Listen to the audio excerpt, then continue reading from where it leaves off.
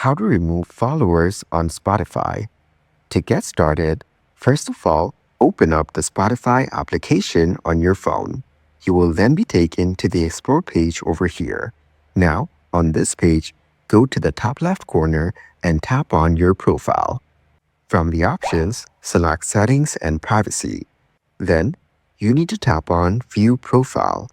Here, you can see the followers and followings. Tap right here. Once you're in, you can tap on the three dots beside a particular name, which will lead you to this menu. Now, select the option Remove Follower. Once you select that option, the follower or individual will be removed from your Spotify.